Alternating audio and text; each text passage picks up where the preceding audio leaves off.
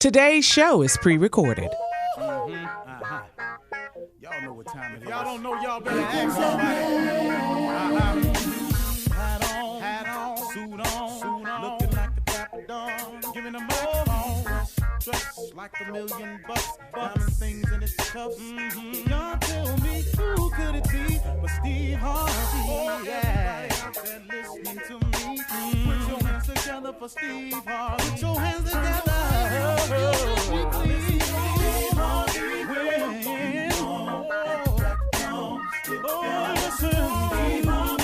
Why don't you join me?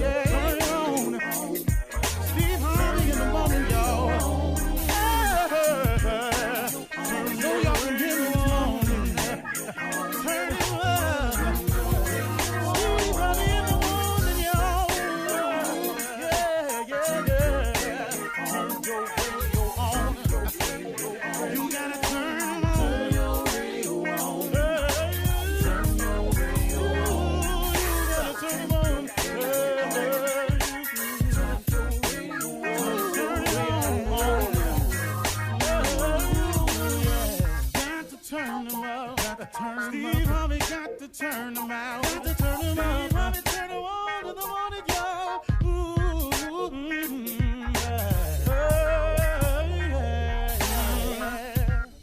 Come on, Steve. Come on. Do your thing, Big Daddy. I sure will. Hey, good morning, everybody. You're listening to The Voice. Come on, dig me now. One and only Steve Harvey.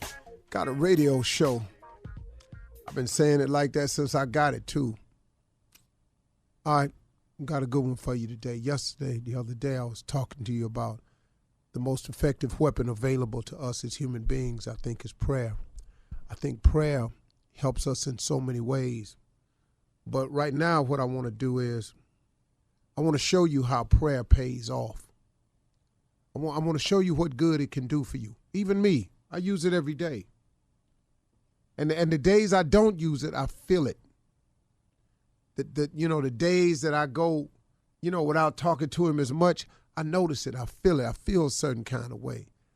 That doubt starts slipping in again. That uneasy feeling of uncertainty slips in again. That wondering what I'm gonna do starts slipping in again. It happens to me. It happens to everybody, man. I think I really, really do. If people would just keep it real with each other, stop being this Christian, this Superman, because you ain't. You ain't. There's a scripture that says there's none perfect. No, not one. That's everybody. That cover all of us, don't it? So sometimes I think we're a little too hard on each other with that too, seeing as how we not perfect. We immediately want to just, oh man, you just want to kill when we find somebody do something wrong, especially if it go public. Everything go public now called social media. But anyway, I just want to talk to you about how prayer pays off. It's called an ROI in money. People got money, call it ROI, so return on investment. People are always looking for a return on investment. Nobody in business really gives you money without understanding the return on investment. They don't even give monies to charities unless they think it can do something with the bottom line. A lot of companies work like that. I found that out myself. Sad, but it is true. So since everything is expected to work on a return on investment, I assume because we're human beings. So since we're all human beings, whether you're in business or not, you're still in the business of living. I think when you pray, you should expect a return on your investment. You talk to him. You spent time opening up to him. You bowed your head to him. You humbled yourself. You got on your knees. But really we talking God here, so really what you doing ain't really about nothing, be honest with you. The little bit that you do on his behalf, it just pales in comparison with what he does. But let's just say you want to call yourself invested. Well, let me show you how it pays off. Because see, for me, this is for me now.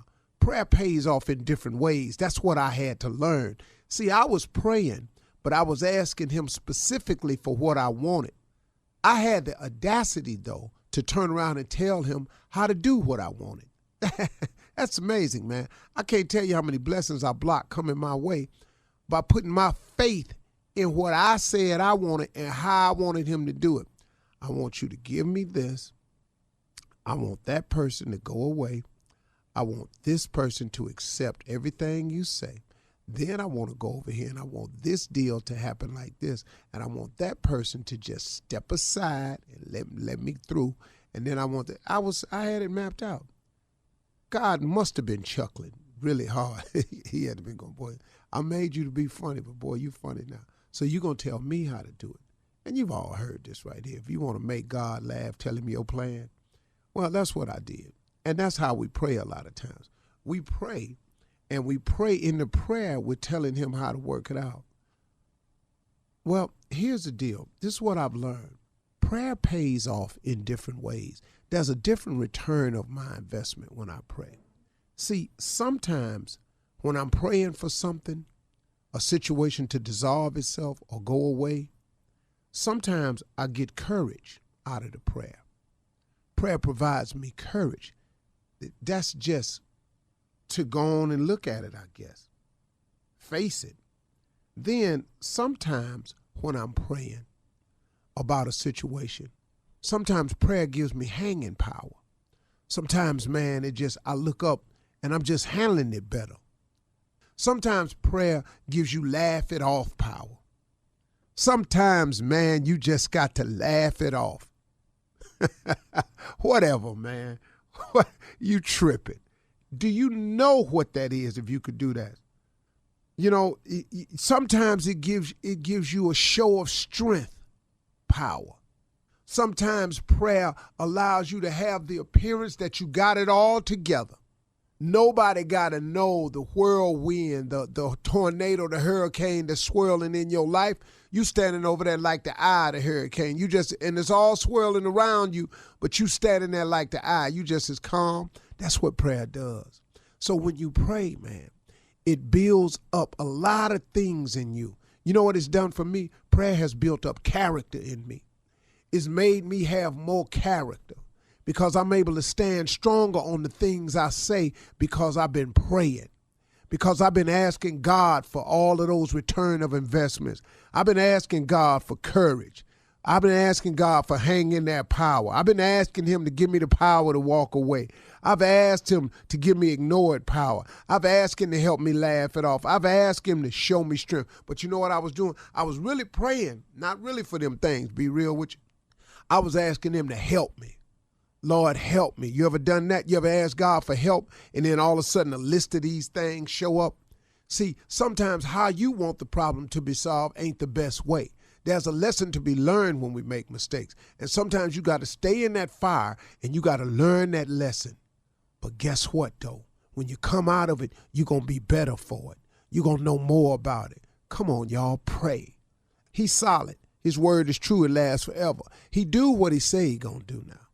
All day, all night, 24/7. He do it all day, all night, and then some more. His word don't ever change. It's true. It works for me. It worked for you. It worked for Jakes. It worked for Osteen. It worked for Kirk Franklin. It worked for Paula White.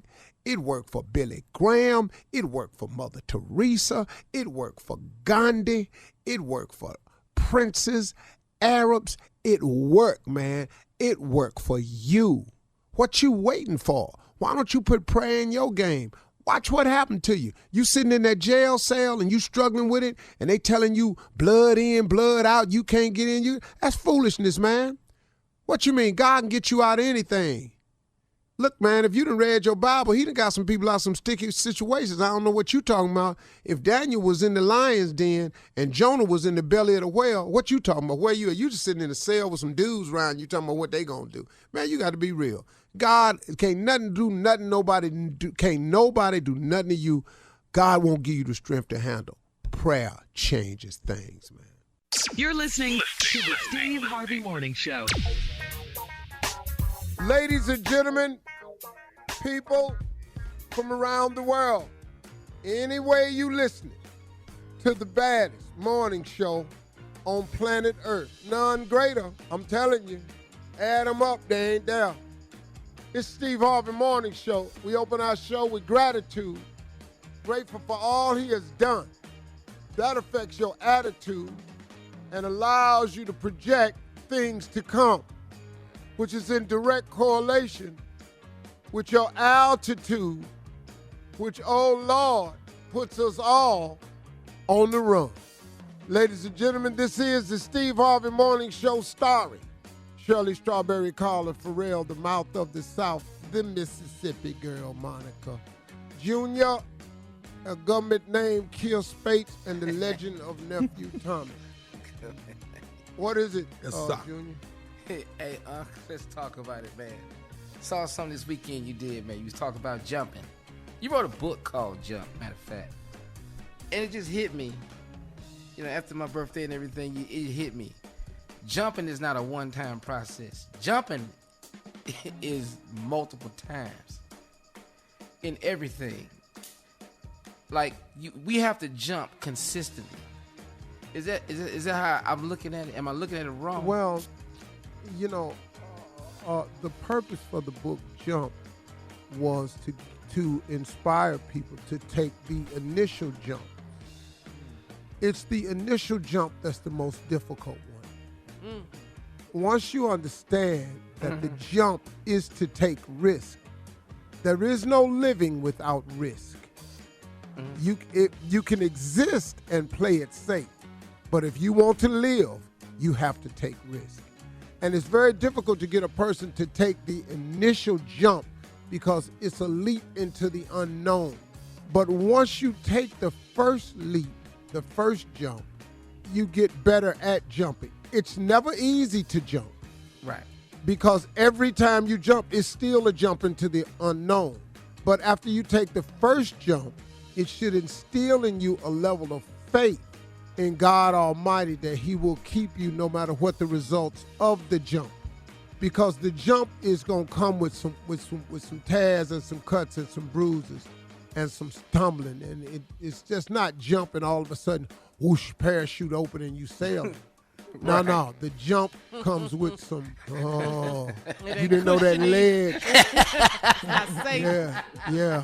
You didn't know that ledge was out there that far. Mm-hmm. Yeah. You didn't know it was branches on the way down. You didn't know that cushion at the bottom really somebody moved it. Oh no, ouch. So every jump doesn't result in success.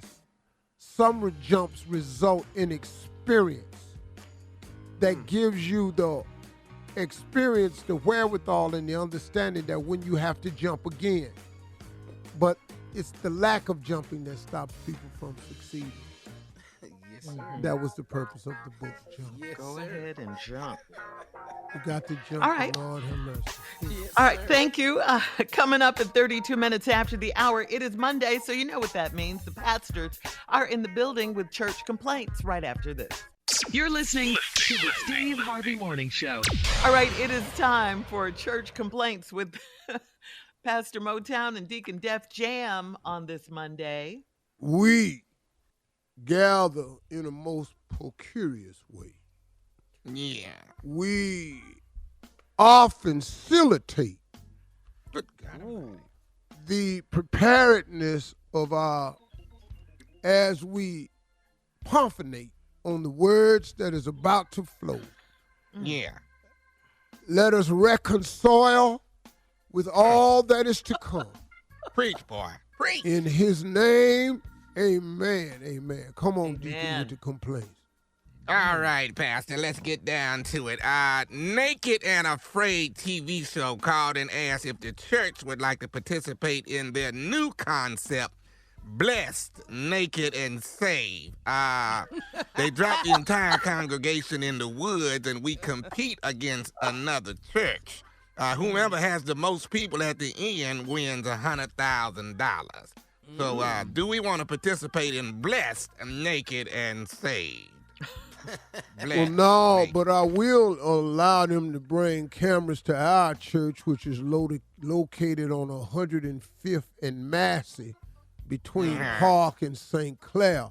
That's right. And you can come and film our service every morning, which is dead in the heart of the hood. And the name of our show is Clothed and Scared. Clothed and Scared. Yes, sir. You come on up in here. A survival story, Pastor. Our church dead off in the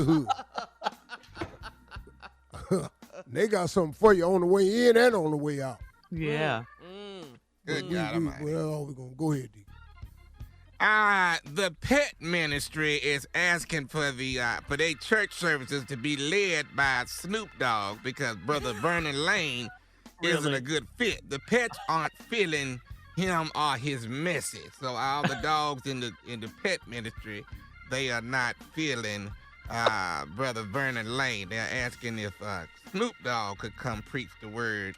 I don't know if the pets is aware of the cost of Snoop Dogg, so you go back to the pet ministry and tell them that if they continue with these complaints, it's back to the shelter they go. Oh, wow.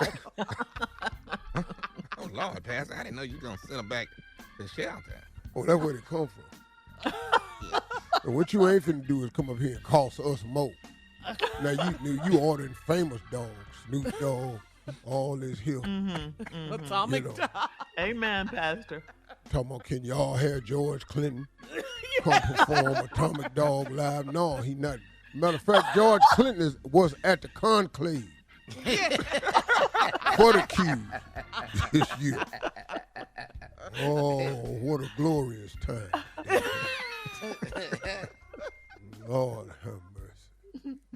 Go ahead. All right, the fish fry was amazing on Friday, Pastor. We sold 150 dinners and raised over $2,000. Now, here is the problem. The fish tank that's in the wall when you first come into church had at least 40-something fish in it. Goldfish, Oscars, guppies, angelfish, blowfish. All of them are gone. Earl that fried the fish on Friday is nowhere to be found. Please tell us this is just a coincidence, Pastor. Please tell us this. Well, Ooh, that's I'm cold. going to have to come to the already drawed conclusion that Earl done something with them fish that was in the tank. The fish is going on. Now, I did notice on one of my sandwiches, I had asked for a 6-inch sub fish sandwich. And my sandwich had exactly 25 fish on it. They was delicious, and I couldn't see the color because of the batter, but I'm thinking now that you said that, them would probably goldfish. Oh, my Lord, goodness. You ate the goldfish? That's Well, terrible. it had so much slaw on it I couldn't see them, but now that you mention the fact that they gone, Pastor. The goldfish, you aquarium. put the right batter on them and, get some hot sauce and some slaw. And that put them on that brioche bread. That's some good eating. Boy, That's a brioche bread. Not brioche. boy. I just discovered that later on in life. They didn't have that when I was coming up. Right. It's So white we ate bread, everything double on bread. biscuits and light bread, Wonder Bread, Millbrooks, Right. stuff like that there. But boy, they done came up with this new bread that white folk make over in France somewhere, or Italia or something like that there, and it's called brioche. Lord, you ain't had none. You got to get some. You get ain't living, brioche Pastor. bread and try that Hawaiian loaf. That's two breads that they kept away from us. They Now, they ain't good at Grandma Biscuit, but they damn sure right up there, though. So goldfish on that, huh? Fried goldfish on brioche. All right, Pastor, let's keep it moving here. Listen, Sister Gretchen Davis has decided to get rid of her TV that she has had since 1975. She says she needed at least 8 brothers from the church to help her move it out the house. no brothers are willing to help because every TV back then is at least 1,000 pounds. It's the whole console, Pastor. I've been by there. That's a flow model she got in 1975. It's a flow model with an attached stereo system. Ooh. It's the whole thing. It's got it was nice back in the day. It's got a little color panel on it that light up to the music, and it's got an 8-track system on it and an album player, phonograph. Nice. Good Lord, that thing is heavy. And on top of it has a bookshelf built on it, made out of solid oak. That ain't veneer. She got that good one down there. They had that one at Sears. Coming up next, it is Ask the CLO. Circuit City had one. Yeah. Boy, that thing was something else, boy. You're listening to the Steve Harvey Morning Show. Coming up at the top of the hour in entertainment news, there was a big family feud at Disney World. 76-year-old father of, that was a brawl. What's going on at Disney? I don't know. Sesame Street and the 76-year-old father of Elon Musk wants to donate his sperm. And our forever first lady has a brand new book. We'll talk about all these, like I said, at the top of the hour. But right now, it is time to Ask the CLO. Chief Love Officer Steve Harvey in the building, ready for your love questions. Julie in Nashville writes, I'm a 50-year-old married woman, and our son is leaving for college next month. My husband didn't go to college, so he low-key hates on my son for getting accepted to a top school for computer science. I want to do a small send-off for my son, and my husband is fighting me on it. Should I plan the party anyway? Yes. Wow. You hating on yours? Come on. Yes, you should celebrate your child. Yes. That's a major accomplishment. And the daddy, you top just school. dumb. What's wrong with you, dog? Hating on him because he got accepted. That comes from good parenting. Yes. Oh, obviously it was on her part because you wasn't obviously contributing to this high education. You're a But what- hater. What happened to the wanting a better life for your children than the one you had? Come on, Bro, man. you need to pick Yeah, up the don't pace, be a man. loser. Stop. You got to be kidding me, man. Your son got Yeah. a chance to really turn himself into something if you allow it. Yeah, he got accepted Don't to a get in the top way. school. You're And right. don't let your son feel that, man. Don't be. Yeah, you're right. So you're saying give him the party anyway. That's right. All right, this one's from Miracle in Illinois. Miracle says, my old classmate offered to take me to work so he and I can split the gas. We both work downtown, so it makes a lot of sense, but he has a girlfriend. I want to let her know I'll be riding with him. He says he doesn't have to. I would want to know if he was my man. Should I ride with him and let him deal with it? Let him deal with it? See, Miracle, I don't even think this letter should have been written in because there's something behind this that you're not sharing with him. See, you would want, he has a girlfriend. Now you 50. No, she's not 50. Julie was 50. No, had she's a not son. 50. No, yeah. You, Miracle, come on now. Y'all riding downtown together to split the gas. If that's it, then that's it. That's it. But you want her to know. So what you finna call her and tell her? She don't You want just any let problems. him deal with it. Right. You know, if I would want to know, well, maybe you ain't her. And he don't want her to know because he want to holler at you while y'all on the way down to work. Now, you already know that's what this is. Y'all ain't that good at damn co-workers. Stop with splitting Right. that damn gas. Man, get out Drive of here. your own car. Man, whatever, lady. If you worried about all that, don't go. Go call her Drive up. your own. That's right. I promise you he ain't got you up in that car just cause y'all cool. Man, Okay. stop. All right. Okay, Miracle. You got that, didn't you? Here we go. Trinice in Inglewood says, I'm 29 years old and my mother's man of the month is only 37. He used to talk to one of my friends and I let him know that I knew. He ghosted my mom since then. Should I tell my mom what I did or let her move on to yet another man? Yeah, just go on and tell her if he done ghosted her. Hey, Mom, I just want you to know that I told him that I knew him. He's 37. He dated one of my friends. I reminded him of that, and now he don't want to see you no more. That's why he ain't seeing you. Yeah, why not tell him? Or you ain't got to say nothing. He done ghosted her. It's over. She's probably afraid that the mom will be mad at her. Well, then don't tell her. Y'all talk too much. We like to confess. Yeah, all this here, should I tell her girlfriend we riding to work together? Should I tell my mama that her man of the month used to date one of my... Shut up. We like to get it off of us. Man, y'all talk too much. Be quiet some damn time. Man, everything ain't got to be a problem. Quit making it a problem. Yeah. Shut up. And her mama's going to have a new man anyway next month. She gets one every month, she says. So shut up. Man. You sound like Raymond in the Closet, one of Tommy's pranks. All right, last one, Steve. AF in West Philly says a close friend moved to town. Right. That's the name? I know. AF in West Philly says a close friend moved to town 3 months ago, so I introduced her to my friends.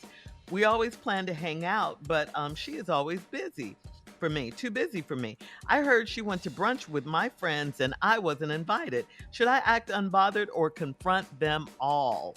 Wow. Dog, what? Now, is this a man that wrote this letter?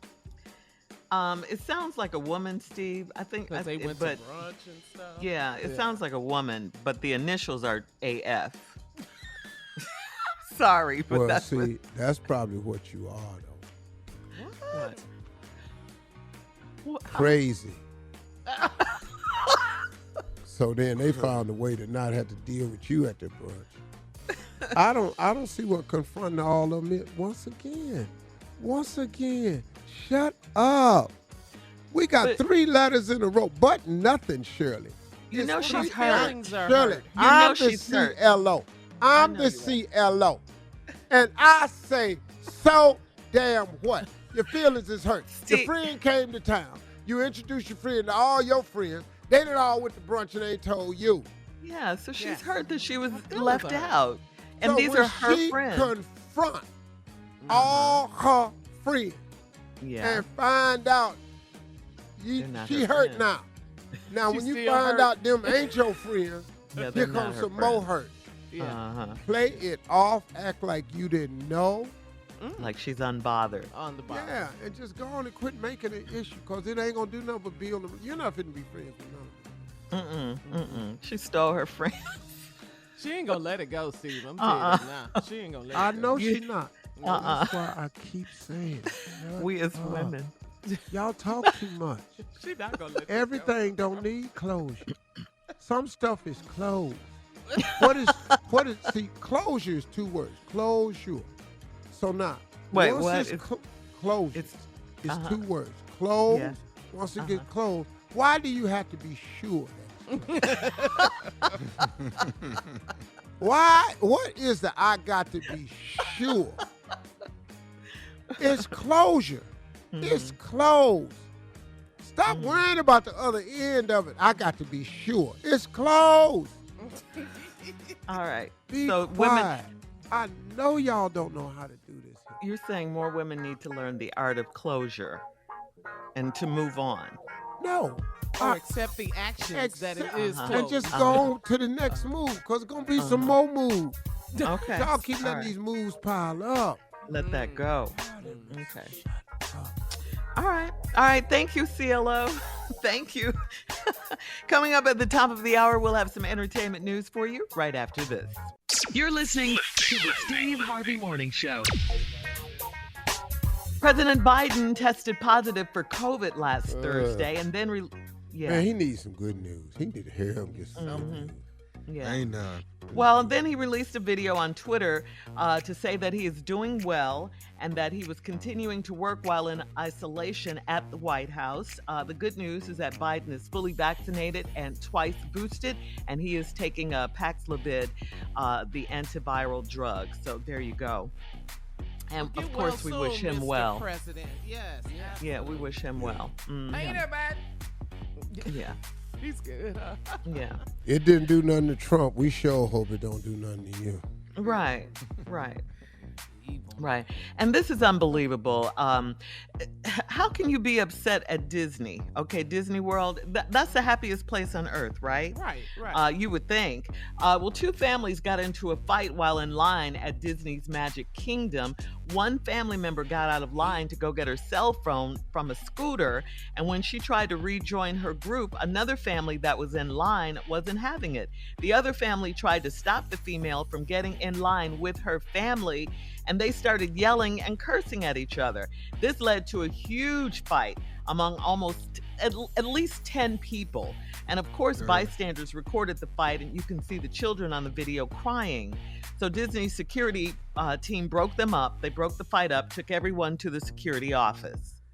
This was crazy. Now ain't nobody on the ride. No. Yeah. What nationality is these people? You can tell by the sign. Yeah. It was us. But let me tell you something, though. If one person gets out of line and comes back to get in the line, it don't affect you, man. She with their family. If they say she with us, come on, man. What difference do that one damn person make? If that don't put you in line for another hour, you ain't in line for another 15. It's one person. Yeah. All they had to do was just let the woman, like you say, just get back in line with her family. That was it. It wouldn't affect you, like you said. That was now, y'all at the security office, ain't nobody on the ride now. And the babies are crying and upset. Yeah. But you know what it is? They hot, they outside, hot. they just standing in That's line, right. a long line. You done got out of line and scoot back up, and you with that scooter trying to get through, and they like, This heat. Yeah. At night. That's sad.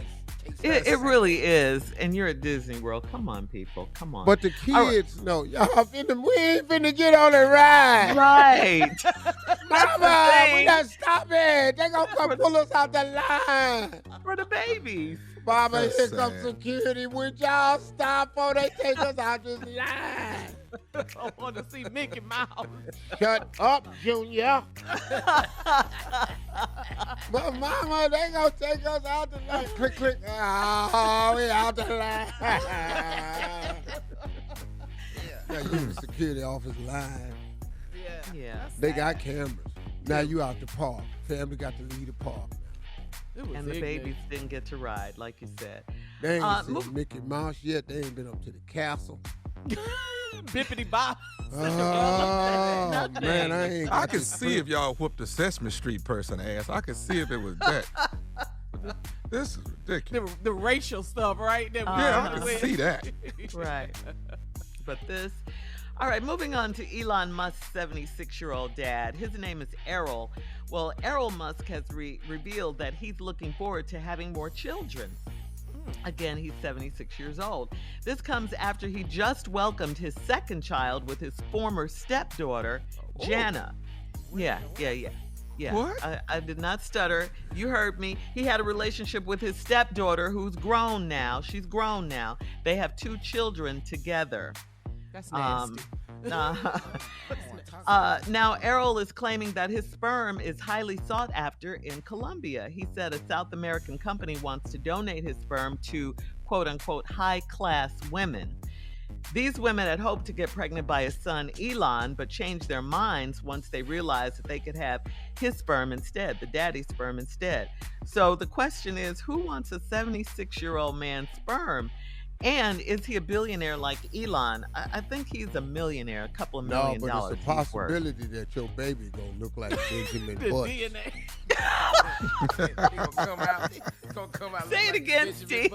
There's a strong possibility that your baby could come out looking like Benjamin Butts. Benjamin Button. Buttons. What? This baby's so damn old. There's all kinds of things wrong with that story. Yeah. He need a Disney ass whooping. Yeah. I think that's the tone of the day. Finally, Our forever First Lady, Michelle Obama, has revealed that she will release her second book in November.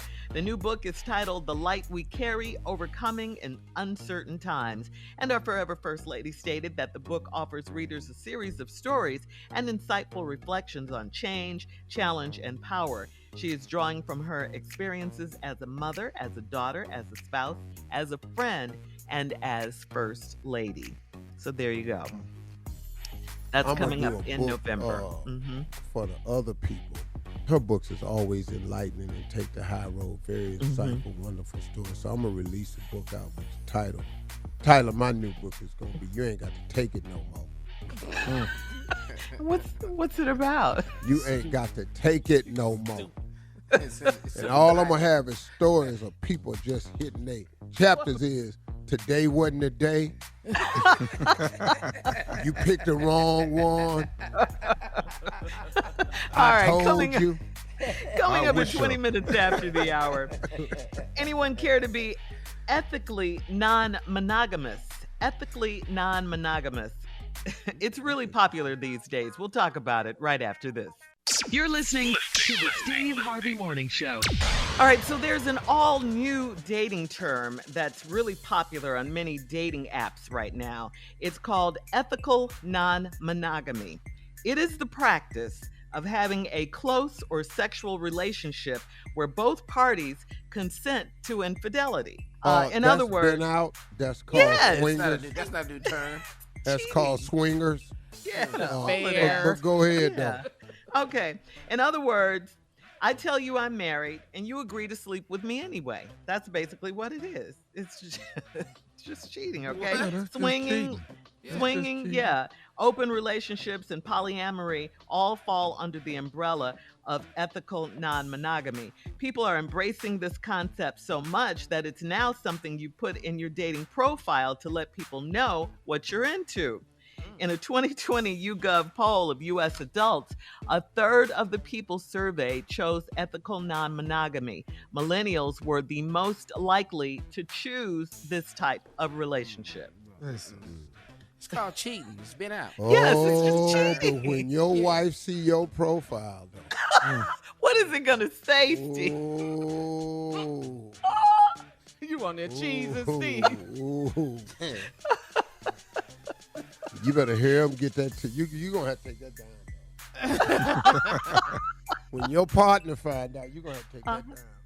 Well, Because you ain't got to do that. Why is ethical attached? I guess because you disclosed it.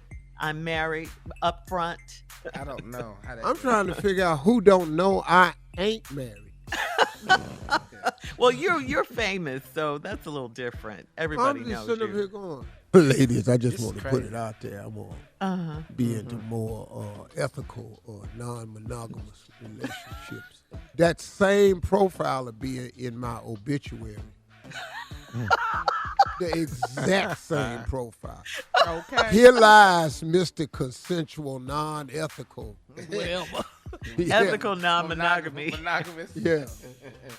Yeah. No. That's what he Who was came up into with while this he was fool? alive. I don't know, T. That's crazy. That is crazy. well, it's got on a a lot of- dating app. But I Sorry, think people involved. think That's if they put a cuter term to it or a nicer term or a sexier term, they change the name of it. It makes Yeah. it better. It's It like doesn't- it's like consensual co-parenting. yeah, with Van Yeah. Jones. Yeah. Yeah. Mhm. Van Right. Jones.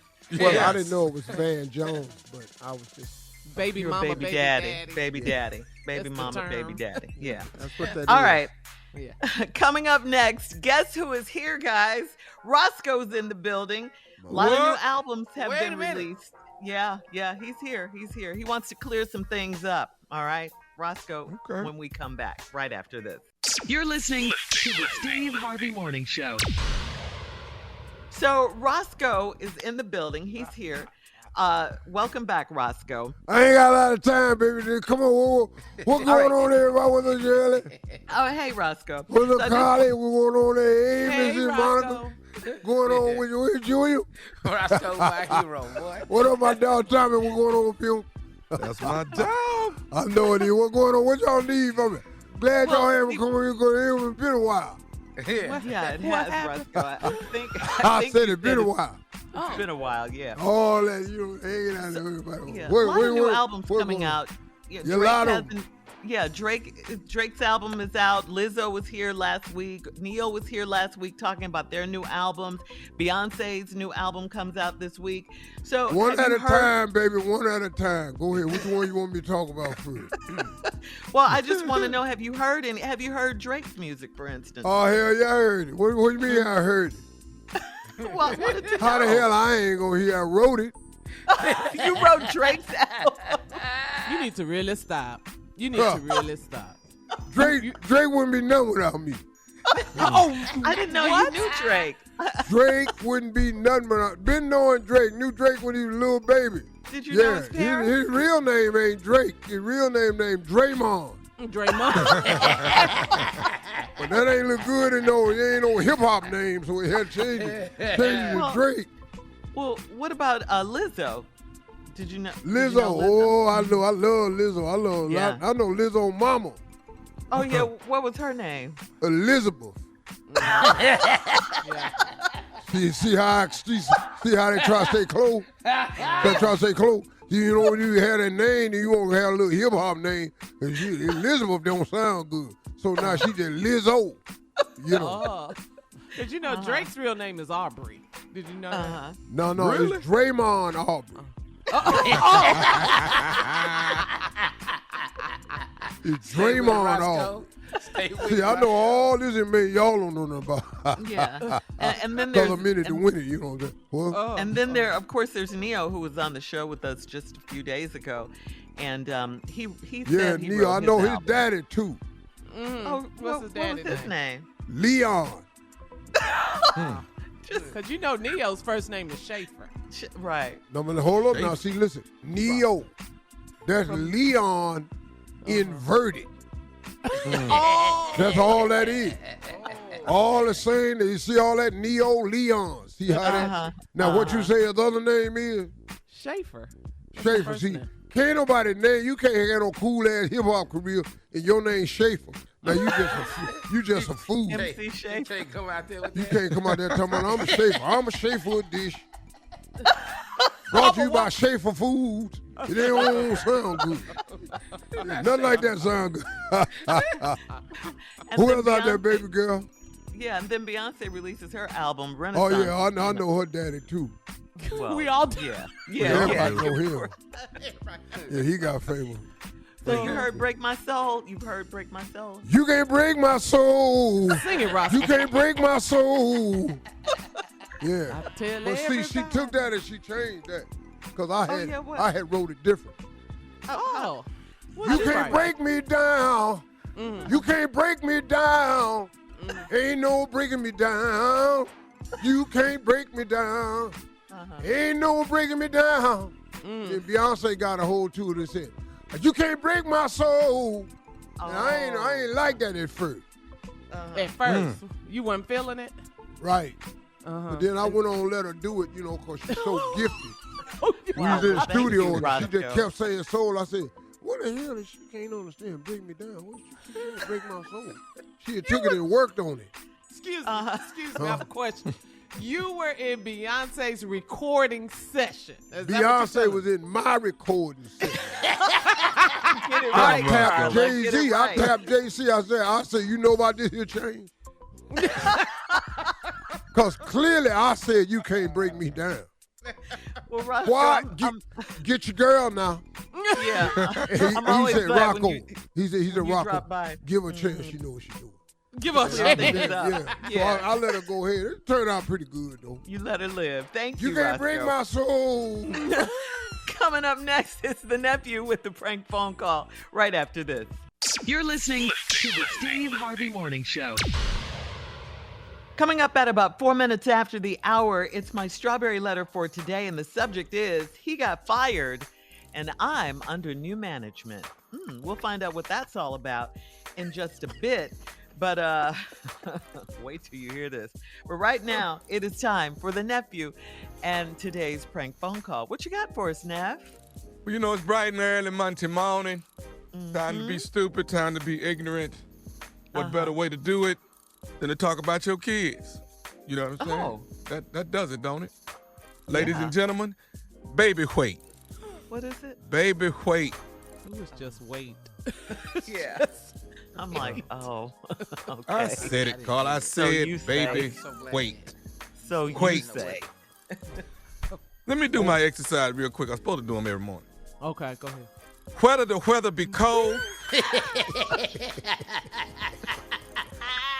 or whether the weather be hot, whatever the weather, we in this together, whether we like it or not. You failed again. Tommy, come on, man. That's so good to me, boy. It's hot right now. One more time. W's. Come on. Whether the weather be cold or whether the weather be hot, whatever the weather, we in this together, whether we like it or not. Boy. What's the name of the prank again, nephew? Come on. Baby weight. Oh, man. It's just weight. Oh, man. Wait, baby, wait. Wait a minute.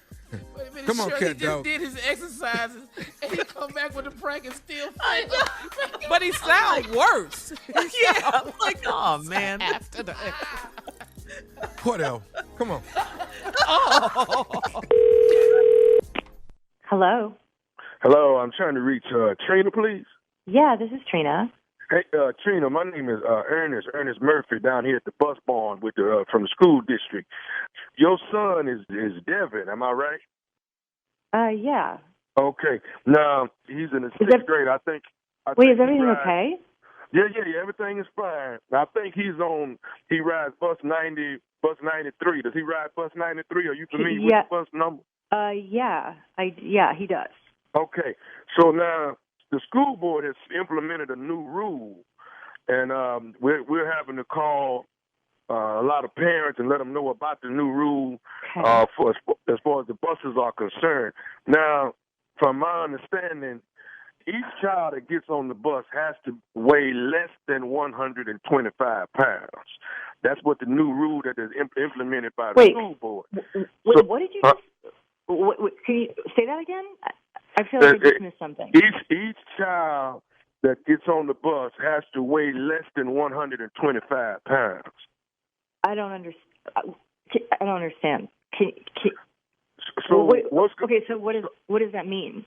So starting on Monday, what they're gonna do is the bus driver will have a scale, and he will weigh the kids before they get on the bus. I understand, man, but like I say, I'm calling every parent that they. Wait, what the? You said you're gonna weigh my child before he gets on the bus? That's what the new rule. That's what the new rule is. If he's over 125, then he'll either have to walk or you'll have to take him to school. Wait, I have a job. Okay, I have a job. I'm not going to take my kid to school. That's what the bus is for. That's what my tax dollars pay for. But what's the reasoning, the rationale behind this? Okay, let me tell you what's going on. From what they're saying is that the weight of these children is wearing down these transmissions on these buses. The transmission cannot take all of that. So they are limiting the weight of each child. So now, how much does I think that's discrimination. But is your son over? Is he over 125 pounds? He is. Okay, he's a tall kid. Then you probably gonna have to take your son to school, or he gonna have to walk. No, he probably need to walk to school if he already 125 pounds. That is so rude. What the absolute are you talking about? Like, seriously? Ma'am, all I'm saying is if your son is overweight, 125. Maybe the exercise are doing good, but like I say, the school board is not going to allow him on the bus. Sir, I will not accept this. Who do I need to call? Is there a manager? Is there a city council member? I mean, this is seriously the most up discriminatory practice I've ever heard of. It doesn't even make sense. You're talking about a child. I understand, but we're talking about a child that weighs more than a grown person. Your son is a heavy. I need to get. What is your name, sir? Tell me your name again. My name is Ernest. My name is Ernest. I'm down here at the bus barn. I would like to speak with a supervisor, like now. Okay. When you do not get to speak to about my child that way. You don't get to speak to any kid that way. You should not be working at a school if that is your attitude. I don't work at the school. I work at the bus barn. I'm down here at the bus barn. And they gave me your number. Evidently, they right. Because you're saying he's over 125 pounds. I am in absolute shock. This is so up, dude. Like, okay. I don't even know. So do you have a fat child? I mean, do you have, excuse me, I'm sorry, do you have a big child? Listen, what my child looks like, how much he weighs is none of your business. I'm going to call the school. They shouldn't be working with your company if this is the way that you treat people. And you talk about children this way? Like, what the is the matter with you? I guess what they're doing is that this is the way of them approaching obesity. You know, let right? the kids walk to school. Whoever over 125, let them walk. They might walk it all. Your son might. Listen. That is the most ridiculous thing I've ever heard. Okay, I have to work. My son is getting on that bus, and I'm going to call the school board and should not be working with you. We are another bus company. I don't know, but I'm calling the city. I will call whoever the I need to call, but you need to give me a supervisor's name right now. Right now. Do you think you need to start cooking different so Devin don't have, maybe it starts at home with what you feed him? You. Everybody you know, I am calling your supervisor. I'm calling the city. I'm calling the school. I am going to get you so fired. Like, I can't even believe that you're allowed to make this call. Like, are other parents okay with this? I'm calling. When you're on your way to work in the morning, Trina, do you listen to the Steve Harvey Morning Show? Oh, my God. Yes, I do. Trina, this is Nephew Tommy from the Steve Harvey Morning Show, baby. Yes. Nephew Tommy. Your cousin Vicky got me to prank phone call you, baby. Oh, my God. I'm going to kill her. Yeah. God. I mean, I was like, oh, my God. I love Steve Harvey. I love you. I was about to have a heart attack. Thank God. You got to tell me this, baby. Trina, what is the baddest, and I mean the baddest radio show in the land? Steve Harvey. I like the way You play too much. Harvey. Talking about that lady's baby like that. But we in here cracking up. I know. It was funny. All of us with kids. A scale. 125 pounds. I'm just saying. If he don't make weight on the scale outside that bus, get to walking, or you take his butt to school. That's how it works. That's how it works around here. Okay. Do you think you need to cook differently? Ooh, I would have went off on you. I would have lost my mind on you. All right, nephew. Just because you got a fat ass, excuse me. Just because your baby is a little old, man, I was hollering. Coming up next, it is the Strawberry Letter subject. He got fired and I'm under new management. We'll find out what that's all about right after this. You're listening to the Steve Harvey Morning Show. It is time now for the Strawberry Letter, and if you need advice on relationships, work, sex, parenting, and more, please submit your Strawberry Letter to steveharveyfm.com. All you have to do is click Submit Strawberry Letter, and we get your letter, and we could be reading your letter live on the air, just like we're going to read this one right here, right now, and you never know, it could be yours. So write us. Yeah, you never know. Buckle up and hold on tight. We got it for you. Here it is, Strawberry Letter. Thank you, nephew. Subject, he's fired and I'm under new management. Dear Steve and Shirley, I'm a 41-year-old white lady and I work in corporate America with a very good job. I go to work dressed like $1 million every day because I had help buying my designer pieces. I always start at the top when I date, and I've never dated a man that is beneath me. A man isn't even beneath me when we are having sex. I'm always on top in everything I do. I have a son, and he likes the best of everything. I work hard to keep him in a lifestyle that I didn't have growing up. At work, I'm an executive and I report to the president of the company. I had a private affair with the last president of my company and he slipped up and his wife found out about me. She didn't let him know anything. She went straight to the board members of our company and he was let go. I felt terrible about it and he wanted to continue the affair, but it would have put my job in jeopardy. So I moved on and prayed that the gossip wouldn't leak. 9 months later, we have a new interim president, and he's black. I love a man in power, and he's not all that handsome, but he can dress and he carries himself as though he runs the world. I guess that he hasn't heard the gossip because he has already asked me to go to lunch with him to give him an overview of the day-to-day operations. Could it be that I'm at the executive level and he wants to hear from a manager, or is it because he's interested in me? The best part is that he is single and he is the interim president, so legally we can do anything we want.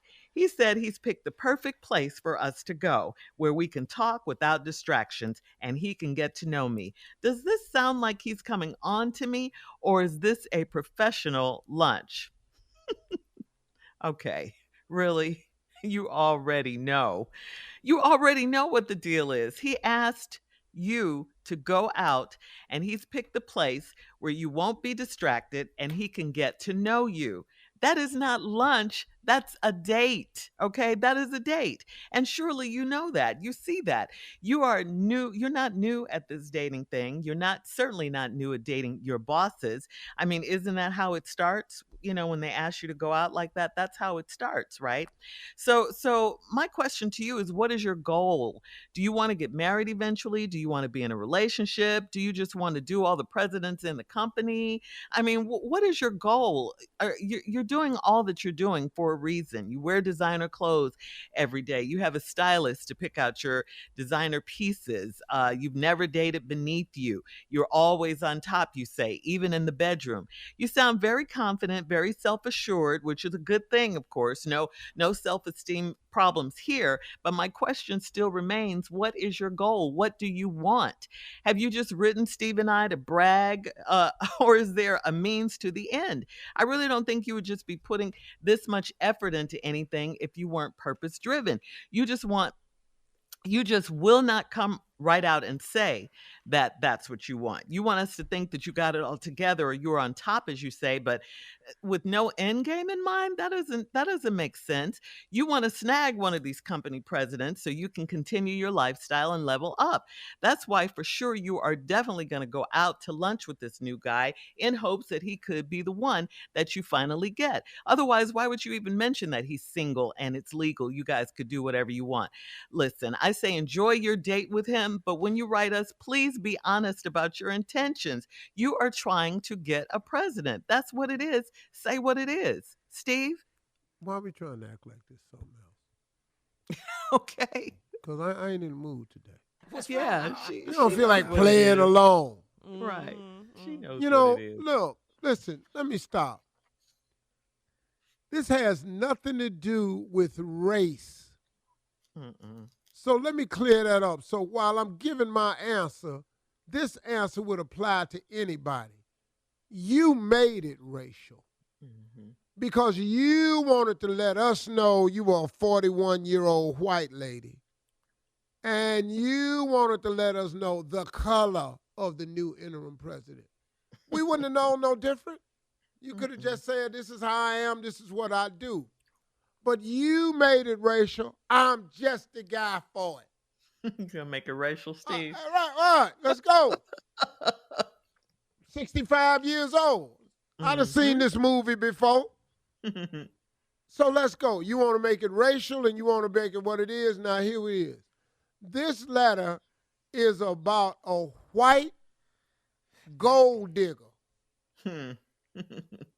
So now here we go. I'm a 41-year-old white lady. I don't know why you thought it was necessary to tell us that, but fine. I work in corporate America with a very good job.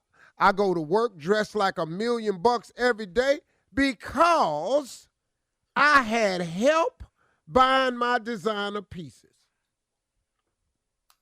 I always start at the top when I date. I've never dated a man that is beneath me. A man isn't even beneath me when we having sex. I'm always on top in everything I do. Okay, white lady. You better explain this, white lady. I can't call you by your name. That you didn't give us that. Mm-mm. You described yourself as a white lady. Hang on, black man. Hang on. Coming back more about the white lady when we come back. That's right. Part 2 of Steve's response coming up at 23 minutes after the hour. Subject, he got fired and I'm under new management. We'll get back into it right after this. You're listening to the Steve Harvey Morning Show. All right, come on, Steve. Let's recap today's strawberry letter and finish up with your response, okay? Because I'm not in the mood today. I told you I ain't finna play with this one. So I'm going to call it like it is. This is a letter. It's about a white gold digger. And the reason I'm starting off the letter with this is a white gold digger because this is how the woman started her letter. Dear Steve and Shirley. She's talking to both of them. I am a 41-year-old white lady. This ain't even necessary, but if that's what you want to make it about, I'm the guy for you. White ladies say, I work in corporate America with a very good job. I go to work dressed like $1 million every day because I had help buying my designer pieces. Well, we already know what that is. I also start at the top when I date, and I've never dated a man beneath me. A man isn't beneath me even when we having sex. I'm always on top in everything I do. Okay, white lady. I have a son, and he likes the best of everything, too. Yeah, he do. I work hard to keep him in a lifestyle that I didn't have growing up. And she ain't talking about just working hard at her job. She working hard to date from the top and stay on top. At work, I'm an executive, and I report to the president of the company. I had a private affair with the last president of my company. He slipped up, and his wife found out about me. She didn't let him know anything. She went straight to the board members of our company, and he was let go. Now, this, I can assure you, was a white lady move. The president you were sleeping with was white. Because the black lady ain't keeping nothing to her damn self. And going to the board. Oh, no. This finna be a corporate ass whipping on display. Black women take it to the house, the parking lot, the church, Facebook Live, Instagram. That's right. Her brother, her cousins, everybody involved. So I know they was white. I felt terrible about it, and he wanted to continue. But continue? Why would I continue? You ain't on top no more. Right. See, she don't date beneath her. But it would have put my job in jeopardy. How would it put your job in jeopardy? He gone now. You didn't get put in jeopardy when he got fired. So that's a lie. It wouldn't have put your job in jeopardy, and I'm going to prove it to you. 9 months later, we had a new interim president, and he's black. Okay, you had to tell us that. I love a man in power. Yes, you do, because you a gold digger. And he's not all that handsome, but he can dress and he carries himself as though he runs the world. A lot of ugly people in charge. Trump was in charge. Biden is in charge. I'm in charge of this radio show. I ain't all that good looking my damn self, so I get it. But you're rich. But you said, but he can dress and he carries himself as though he run the world. Yes, I do. So now you got this black dude. I guess that he hasn't heard the gossip because he has already asked me to go to lunch with him to give him an overview of the day-to-day operation. Could it be, here's what she tried to play Steve. Yeah. Could it be that I'm at the executive level and he wants to hear from a manager? Or is it because he's interested in me? She tried to trick us. No, lady, it's you the one that's interested. See, you the one that's interested. And now let me show you something. The best part is he's single and he's the interim president. So legally we can do what we want. Wait a minute. Where'd that come from? Because just a minute ago, the reason you would not date the white man after he got fired was because you said it would have put my job in jeopardy. How? Mm-hmm. He don't even work there no more. He don't even work there no more. But now you done figured out that the black dude, since he's single and he the interim president, is fine. So legally we can do what we want. There is nowhere in a corporate America that you can do what you want. There ain't nowhere you can do what you want. You want to get some rules, go get a job in corporate America. He said he's picked the perfect place for us to go where we can talk without distractions and he can get to know me. Does this sound like he's coming on to me or is this a professional lunch? Heifer, if you don't shut up with this bull crap, you a professional gold digger. You know how to dig for gold. You done already decided the fact that he ain't handsome don't matter. He dresses well and he carries himself like he run the world. And he done got the power. And all you look for is power. You don't date beneath you, girl. You just said all this. You know good and hell well what this is. And my question is, which one of them designer dresses you gonna wear to this damn lunch? Because your ass gonna have whatever cleavage you got. And I'm pretty sure you done bought some extra ones with all these extra dudes you've been dating. You gonna have them shoved up under your throat. This was your whole intention. You a gold digger. Lady, stop playing. A black dude, I wish I knew you so I could give you a heads up and tell you what's coming. Lord, all right, hit us up. You stupid like most men. Thank you, here's Steve. a clue, though. She will be the woman with her breasts mashed up under her chin at the dinner. Mashed up. All right.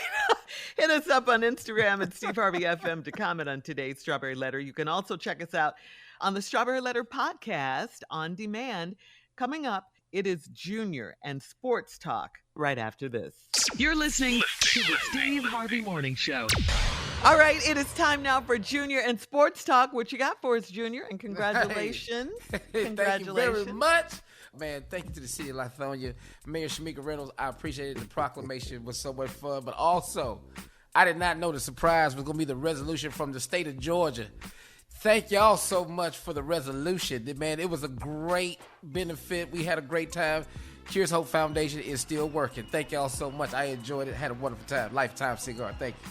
Let's get into it, man. Unc, you got to be proud of your boy, man. Deion Sanders. Let's just go ahead. Just prime time. Let's go ahead, man. Prime. Come on, man. Prime out here working, man. Prime. Deion Sanders has donated half of his salary to make sure that the JSU football facility is completed on time. This boy done gave up half his salary. I'm proud of you, Prime. That's proud of you, man. Wow. You making HBCUs look good, man. Yes. He is out here working. Thank you, Prime. This boy donated half his salary. I can't give up half my salary for 6 cents. I'll tell you that right now. I'm not doing it. You're not giving up half your salary for what? For sickle cell. For sickle cell. Oh, yeah, y'all ass finna be sick. Y'all ass is finna be in here. I just want to just acknowledge Prime for what he doing. But what your you ass say, think Junior? me. Just since you know your half of your salary ain't gonna cure this thing. Now, Junior, you would give up half your salary if it cured it. If it cured it.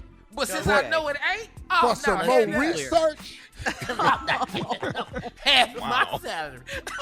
I just wanted to show you the difference. The difference is he donated for JSU football team. He is committed. I'm committed to sickle cell, but not half my salary. I'm not. Thank you, Dion. Appreciate you, Prime. Also in track and field, man, let's give it up for the women 4x1. I don't know if y'all saw that. I missed it. What happened? Oh man, they walked Jamaica down. No. We could first place in the World Championship 4x100 relay team, man. 41-14, Tommy, in the 4x1. Them girls was moving. I saw the world record. The new girl, the black girl that set the world record in the 400 hurdles. Yeah. Dog, she ran it in 50.87. Dog, at the height of my track career, I couldn't run that in the 400. Wasn't no damn hurdles out there. Right, let alone stop. Dog, it wasn't a stick out there. They didn't even have a branch laying across the track. That girl ran a 50 with hurdles. This is not about you. Thank you, Junior. Don't you know how fast that is? Coming up at the top of the hour, if you need encouragement to start a business, we've got it for you right after this. You're listening to the Steve Harvey Morning Show. Well, Rihanna is expanding her massive beauty empire by adding Fenty hair to the brand. Rihanna has filed a trademark for Fenty hair with the United States Patent and Trademark Office. Per the filing, some of the products featured in the line will include hair brands, curlers, combs, clips, ribbons, brushes, and most anticipated, wigs and extensions. So, Steve, many times, Steve, people have wanted to start businesses but think they can't have some type of business because it's been done so many times. Now, if Rihanna had thought like that, she would never have launched Fenty Beauty in the first place and become the billionaire that she is. So, any words of encouragement for our wannabe entrepreneurs that are listening? Well, you know, if it's in your imagination, if in your heart, it's something that you should pursue. You know, it doesn't matter that it's been done before. You have three ways of making money, a lot of money. You can be the first, you can be the best, or you can be the only. Just because first is gone, and just because only is gone, there can be a better way to accomplish it. The first person that made a car, that wasn't the best car. It was the first car and the only car. It was the best car at the time, but somebody improved on that car. So, you know, you have to go within yourself, man. Stop trying to compare yourself. Rihanna knows it's hair out there already, but Rihanna also knows it's only one Rihanna. And there's some people going to go with her because it's Rihanna. Some people will go with you if you show yourself to be a better way to get the product, a better way to get the service, a better way to service the people. And then you can make money at it. You know, look, if you want to look for reasons why not to start a company, why not to get into business, and why something don't work, you'll be successful at that every time. It's like when I take a new idea to my team. I had this lady that worked for me. She's a lot better now because she's really, really smart. But every time I took something to this lady, she would tell me why it won't work. Well, Mr. Harvey, this can happen. I got all that. How you think I got here?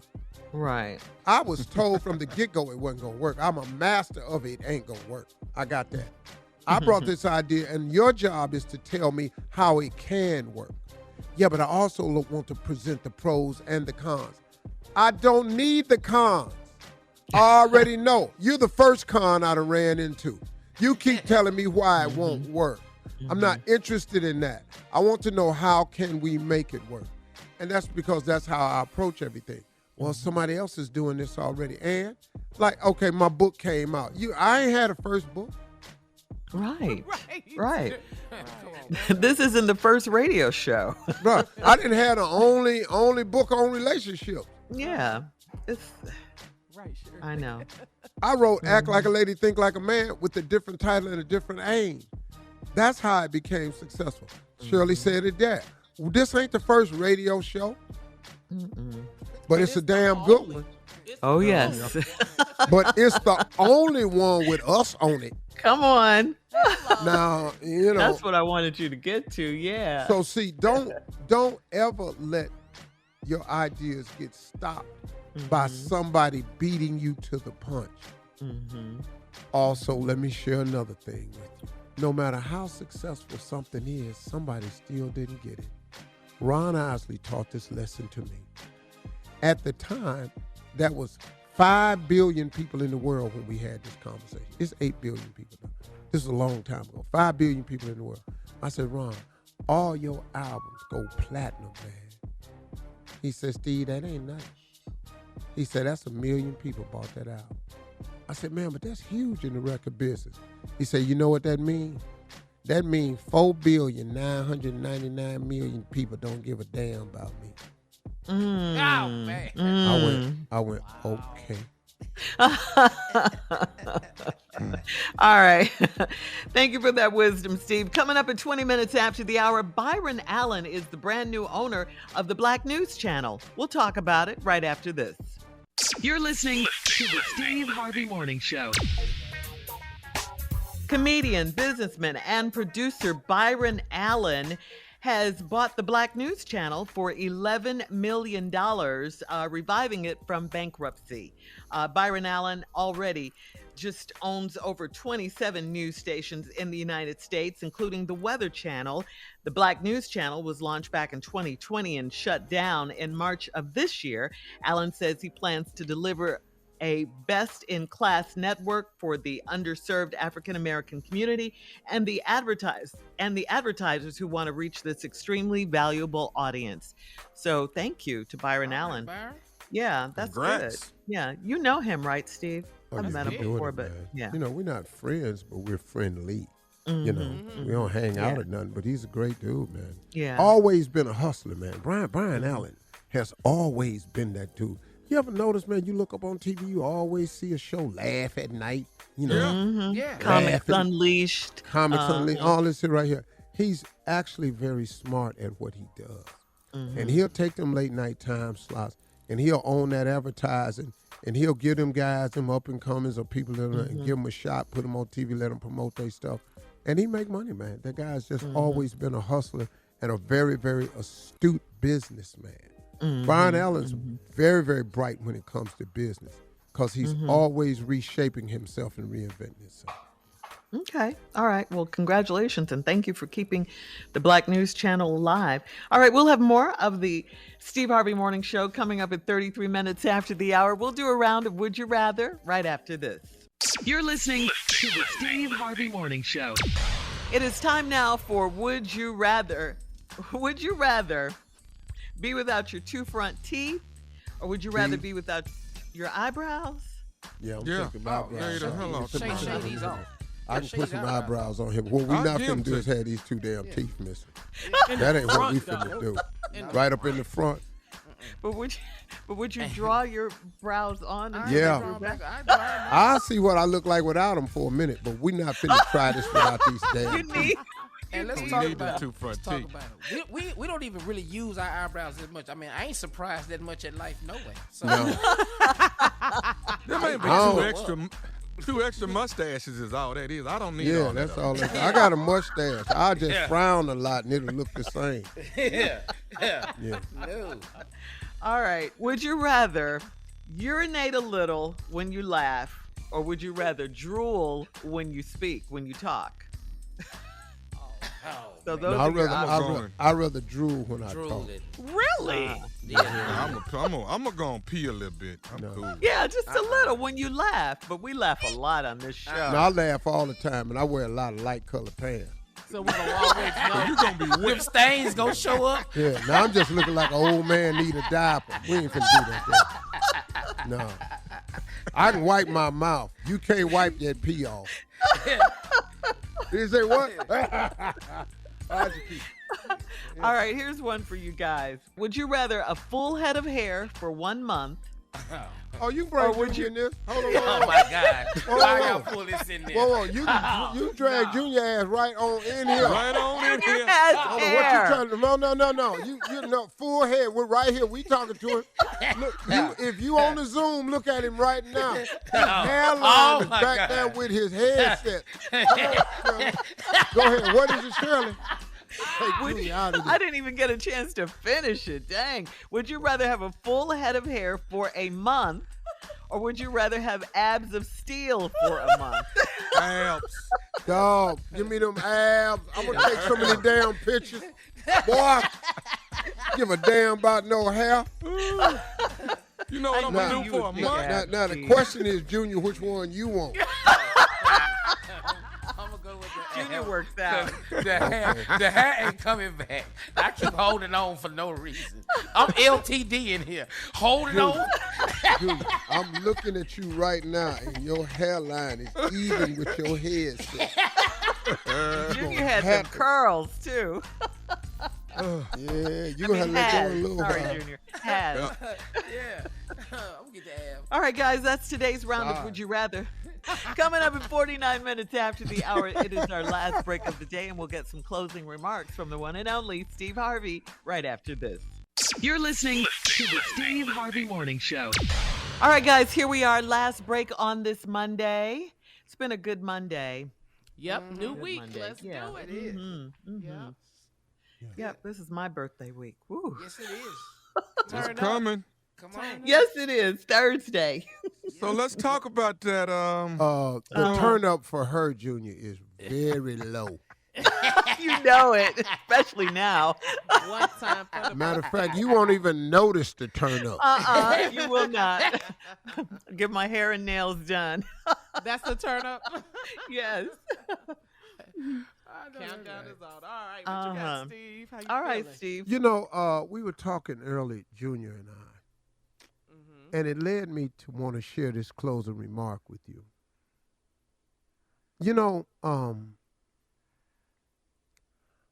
I try to keep encouraging people because that was the one thing I did not get a lot of when I was out there struggling and trying to make it. I didn't get a lot of encouragement.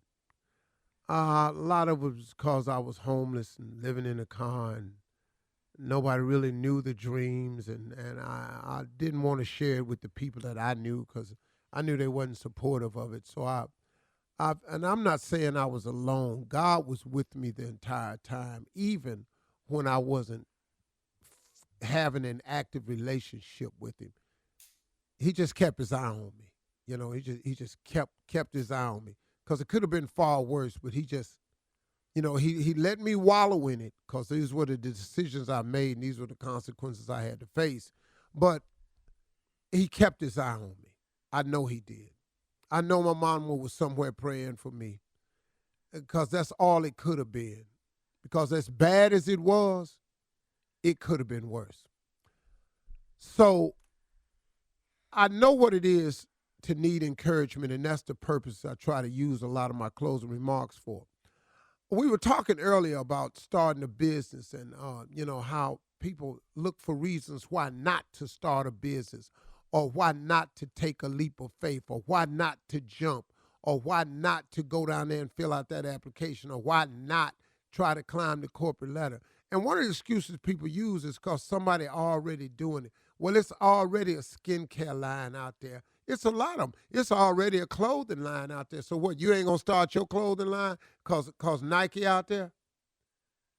What? You're not going to make your eyeglasses cause Ray-Ban already done beat you to it? You're not going to design nothing new cause somebody done beat you to it? Get rid of that attitude. Stop looking for reasons why not to and come up with the reasons why you should. The 3 ways to guarantee yourself of making a lot of money is to be the first, the best, or the only. If you can become one of those, you're successful. But just because you're the first ain't gonna mean you the last one and you the only one gonna make money. And just because you the only one don't mean you gonna remain the only one. And just because you the best one right now don't mean somebody can't come along and top that. We're in a competitive society today. We're in a society of technology that's moving along. Everything we used to do back when I was younger, they doing it better now, period. Ford was the first person to come out with a car. See, first was good when it was first, and it was the best, and it was the only. But somebody looked at that and said, man, we can improve on that. Ford ain't the number 1 car company in the world no more. I don't know what it is, but they might not be the number 1 car company in the world. But even if they are, it's a lot of car companies out there making money. So stop allowing the fact that something already exists to stop you from doing your version of it. You know, like it all began when they were talking about Rihanna's coming out with this hair. Well, everybody doing hair. Well, they ain't Rihanna. And when you come out with yours, they ain't you. Give yourself some credit. God made you uniquely you. It's only one of you. Of the 8 billion people on planet Earth, not a single one of us have the same fingerprint. God know what he's doing. God knows how to make you uniquely you. You're the only one with this set of fingerprints. but you steady want to put yourself in the group when clearly God made you to stand out. We're going to get to standing. And sometimes you got to put your life together. I've been piecing my life together for years now. Man, why you got so many jobs? Because I'm trying to piece it together, man. Look, I don't have one of them jobs where they pay me $100 million one time and then I can go sit down, then I show up again, they pay me another $100 million. I wish I had that, but I don't. So my idea has been to piece it together.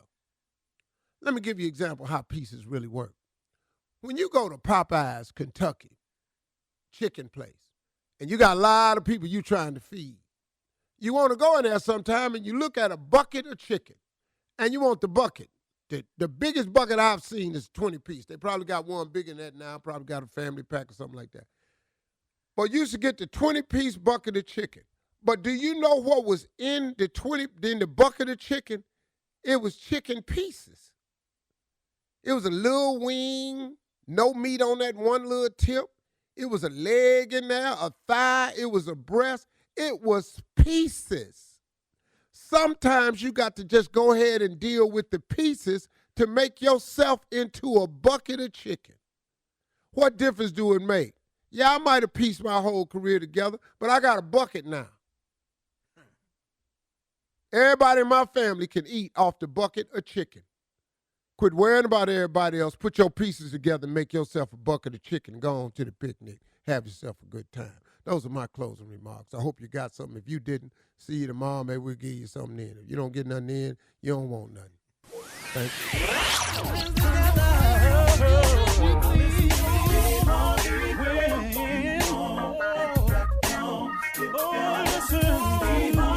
For all Steve Harvey contests, no purchase necessary, void where prohibited. Participants must be legal U.S. residents at least 18 years old unless otherwise stated. For complete contest rules, visit SteveHarveyFM.com. You're listening to the Steve Harvey Morning Show.